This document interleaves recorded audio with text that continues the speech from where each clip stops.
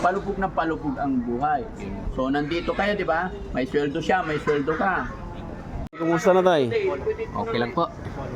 Saan na yung anak mo ngayon? Nasa bakery po kay Ma'am Karin. Dito sa Makati? Opo, dyan sa kanto lang.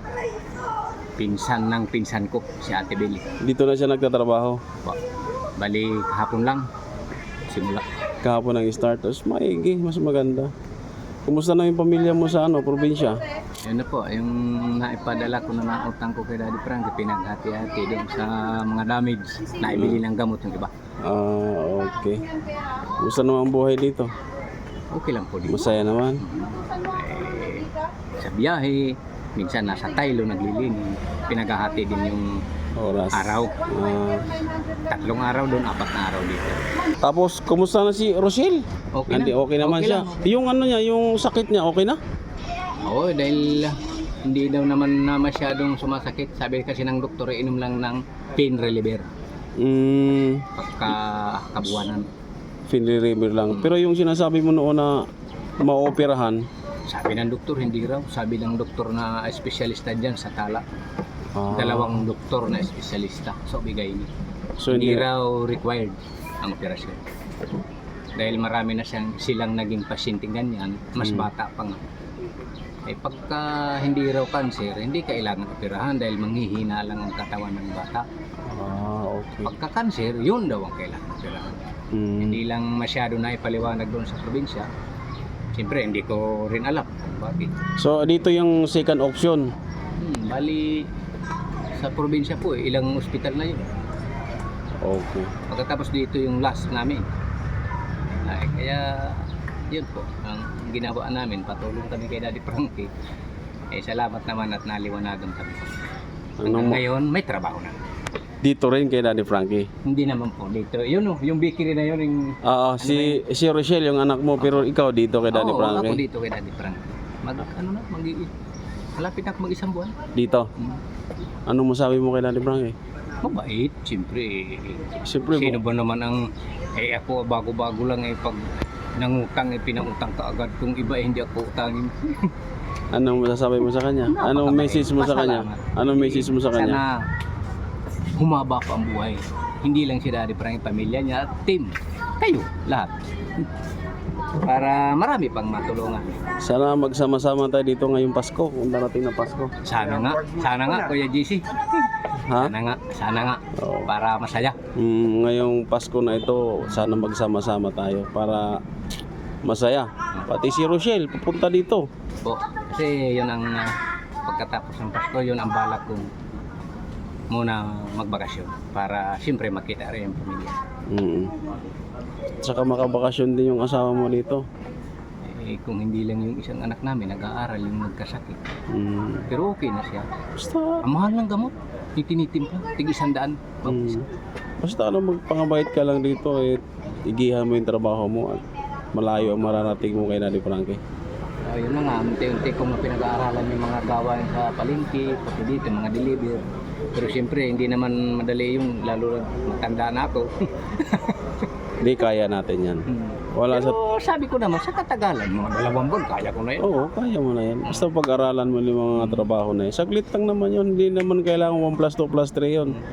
Kung... Hindi, may natututunan na rin ako kahit paano na sa ilang araw na pagsama-sama. Oo. Kaya sabi ko sa kanila, huwag lang pwersa kasi siyempre mahina na yung memorize na. Matanda na Hindi naman. Ganun lang talaga ang trabaho. Unang-una, pag-aralan mo. Katagalan yung matutunan mo yan. Kasi siyempre po, yung mga ganyan na mga gulay, mamahalin yan. Ibang sa probinsya, sa amin, wala naman ganyan. Kaya medyo nahihirapan din ako. Na, tumataba-taba ka ngayon nga dito eh. Tsaka gumagawa po ka. Dati na. Hindi nga ako masyado nakain paggabi kasi siyempre matanda. May edad na rin ano. Pero pagka umaga, tanghali, kumakain ako ng marami. Tama yan. Huling message mo kay Daddy Frankie? Daddy Frankie, maraming salamat sa pamilya mo, sa iyo at sa team mo. Sana marami ka pang matulungan. Ang nakakalungkot nga lang yung mga alaga mo na kinuha na. Pero okay lang yun, at least marami ka namang natutulungan iba. Yes, tama yan. Kaya thank you and So- God bless. Yes, sa mga nagsubaybay sa iyo at nakatulong sa iyo, anong message mo sa kanila? Maraming salamat din po sa mga tumulong sa akin, hindi lang sa akin, sa aking anak, sa pamilya ko. Dahil siyempre po yung tulong na ibinigay nila, na tulong na ibigay ko sa pamilya ko.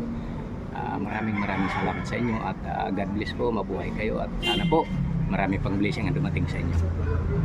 Yun, maraming salamat mga kabayan. Update lang yung kay tatay dito. Yung tatay ni Rochelle, yung operahan, yung dalawa ang matres. Yun update ito sa tatay. Dito na siya kay Daddy Frankie. At maraming salamat po. So kailan nagsimula tayo si Rochelle doon? Bali, kahapon lang po bali ang bilang niya kahapon lang kasi nung Sabado ng gabi kami nagpunta ron, kahapon. Oh. Bali, nagkausap kami na may-ari. Tapos, ang simula niya kahapon. Oh, very good. Okay na rin yun, tay. Sa umpisa talaga dito sa Maynila, kailangan hindi talaga maarte, hindi mapili. Oh, Isipin ninyo, tay, pag nagkaroon siya ng trabaho dyan, hindi na siya mamamasahe. Wala nang travel every day. Wala na rin, hindi na rin siya bibili ng pagkain, libre. Bahay, libre. Ilaw, tubig, libre. Ang importante po, may sweldo siya, kinsinas katapusan. Kaysa naman nandoon kayo sa probinsya, kumakain kayo lahat, tapos walang trabaho, palubog ng palubog ang buhay. So nandito kayo, di ba? May sweldo siya, may sweldo ka. Pero mas malaki pa rin sweldo ni tatay, ah. siyempre po, marami pong Siyempre, father eh. Ayan, mga kababayan, mga kabarangay. Si tatay from Leyte, kasama niya yung anak niya na humingi ng tulong kay Daddy Frankie noon nakaraan.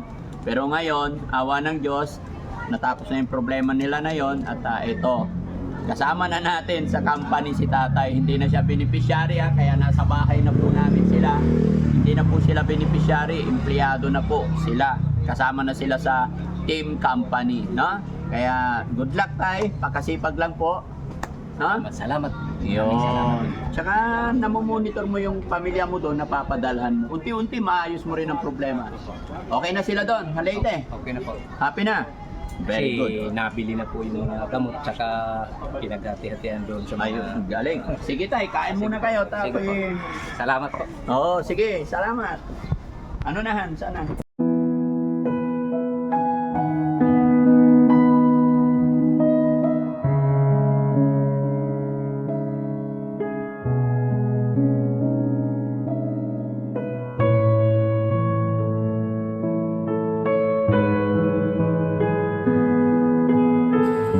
Maraming salamat po kay Daddy Frankie sa lahat po ng tumulong sa amin. Sa team Daddy Frankie po, maraming salamat po. At kay Mami Rochelle po.